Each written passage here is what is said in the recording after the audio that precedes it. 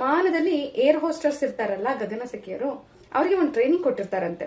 Suppose ಏನಾದ್ರೂ ವಿಮಾನದಲ್ಲಿ ಆಮ್ಲಜನಕದ ಕೊರತೆ ಉಂಟಾಗಿ ತುರ್ತು ಪರಿಸ್ಥಿತಿ ಏನಾದ್ರೂ ಬಂದ್ರೆ, ಮೊದಲು ನೀವು ಮಾಸ್ಕ್ ಅನ್ನ ಸರಿಯಾಗಿ ಧರಿಸಿ ಸರಾಗವಾಗಿ ಉಸಿರಾಡಿ ಆಮೇಲೆ ಇನ್ಯಾರಿಗಾದ್ರೂ ಹೆಲ್ಪ್ ಮಾಡೋಕೆ ನೀವು ಧಾವಿಸಬಹುದು ಅಂತ.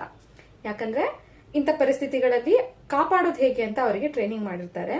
ಹಂಗ ಕಾಪಾಡೋಕ್ ಹೋಗೋಕ್ಕಿಂತ ಮುಂಚೆ ಅವರನ್ನ ಅವರು ಮೊದಲು ಕಾಪಾಡ್ಕೊಂಡ್ರೆ ಎಷ್ಟು ಜನ ಬೇಕಾದ್ರೂ ಕಾಪಾಡಬಹುದು ಅಂತ.